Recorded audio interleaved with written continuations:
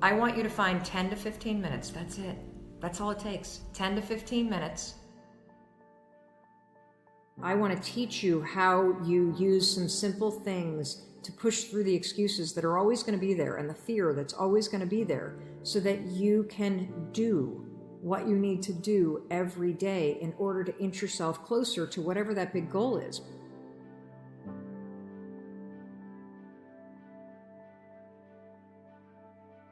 How you start your morning determines how your day goes. That's right.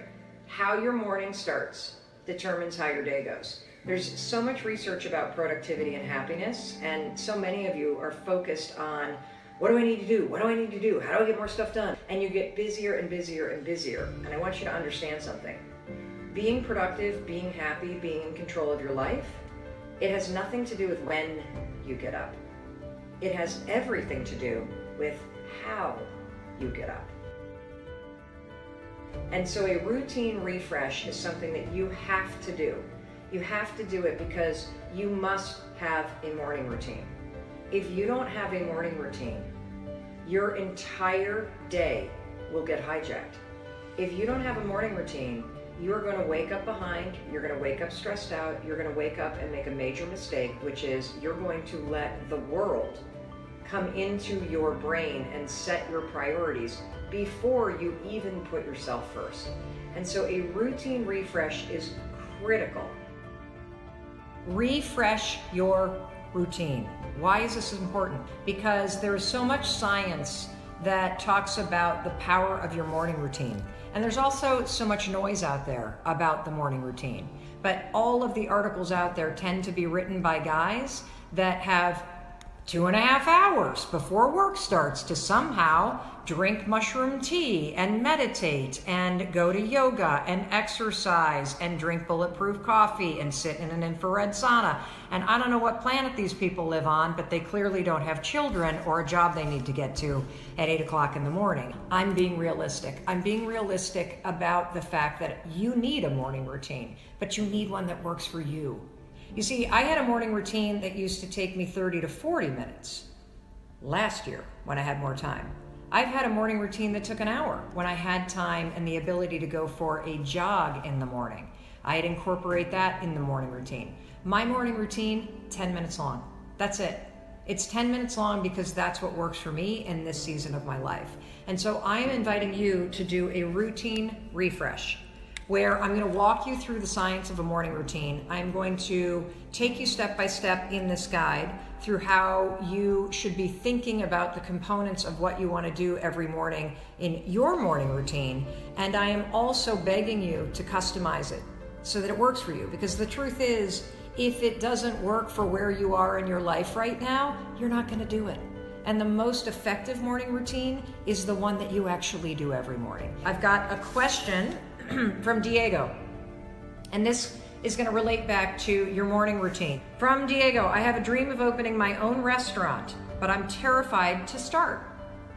How many of you have ever thought about opening up a restaurant or starting a small business or having some kind of side hustle? It doesn't have to be a restaurant. The American dream used to be, I really dream of owning my own home. Do you know what the American dream is now for the majority of people? It's, I want to own my own business. And so whether you're interested in launching a restaurant or you would love to have a business of any size, shape, or form in any vertical that you can think of, this is a question that you need to pay attention to, okay? Because I know this is also impacting you. I'm terrified to start. I know I have the potential to be really successful, but I just can't get myself to actually do something about it. You know, sometimes when the dream is so big, the fact that it's so big becomes paralyzing, because you think about where you are right now and you think, holy cow, that thing that I really want? I don't even, how do you even start when the dream is so big? So here's what we're going to do today. We're going to shrink it down. I don't want you to think about opening a restaurant. I don't want you to think about launching that business, because that's something that will happen a year from now. What I want you to think about is I want you to shrink your thinking. I want you to think about researching a restaurant. I want you to think about preparing to launch a restaurant. I want you to think about learning about launching a restaurant. Do you see how just saying, I want to learn about launching a restaurant changes how you feel versus, I'm launching a restaurant, which feels so big. You're just in a phase where you're learning and researching this idea, which all of a sudden takes all the pressure off, doesn't it? So that's number one. Let's shrink it. Let's not talk about launching it. Let's not talk about building it. Let's talk about researching and learning about it, okay? So that takes the pressure off. Then the next thing that I want you to do is I want you to focus on something that I talk about all the time. If you're researching and learning about launching a restaurant or a business, all I want you to do, I want you to find 10 to 15 minutes. That's it. That's all it takes. 10 to 15 minutes. And I want you to do one thing for 10 or 15 minutes a day that helps you learn or research about the idea of launching a restaurant. How many of you are starting to feel a little bit lighter? How many of you are starting to feel like, holy cow, thinking about it that way, I actually could get started today? Making this smaller and making it something that I'm learning about rather than doing and launching and that somehow thinking about it differently frees up the ability to get started. I want you to do one small thing a day. So what could you do? You could read an article about somebody that launched a first-time restaurant. You could look online for 10 to 15 minutes for a local restaurant networking event. You're not launching or building a restaurant yet.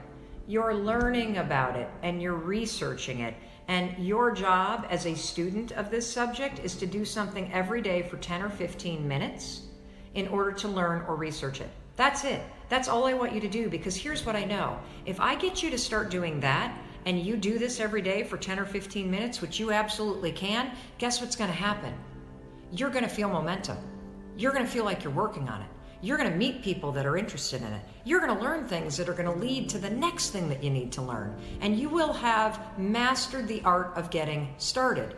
And by doing something a little bit every day, you're also going to master the art of continuing to keep going. And from there, it'll snowball. I promise you. I promise you. As you meet people, the next thing you'll do would be to learn more from them.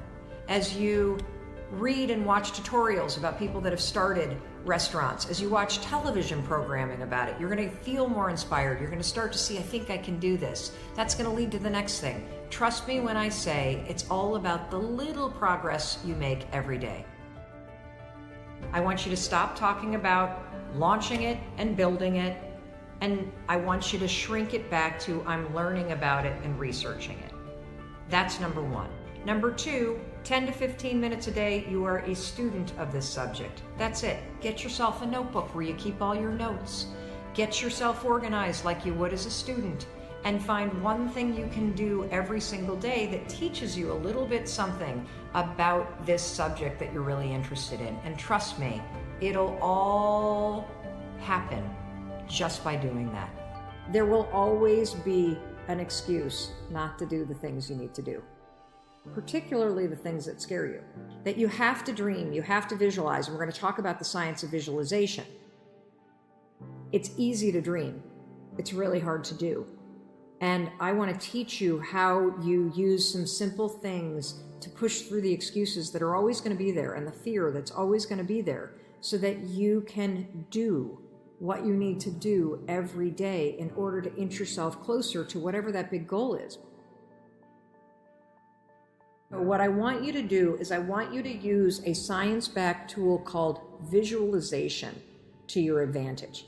There's hard science around visualization, but I've noticed that most people only explain 50% of what you're supposed to do. But it's critical that you understand the two-step process of what you're going to do in terms of visualization. And that's this piece of visualization that everybody misses, that the science says is the most important. You can't just write down your goals. It won't work. You can't just put up a board with photos on it. It won't work. You have to do the second part, which is you have to imagine yourself taking the steps to get there, not the end goal. This is powerful research out of UCLA. This is what will make visualization work. Not just the pretty end game, but visualize the steps that you're taking to get there. And then here's the kicker. Are you ready for the most important research? You've got to allow yourself to feel the emotions associated with it. You've got to make your visual board. It's a really powerful thing to do for sure. But then I want you to visualize yourself every day doing the steps leading up to it. This is research from UCLA. And I want you to allow yourself to feel the emotions. Feel the emotions that you will feel as you're doing those things. Feel pride. Feel excited.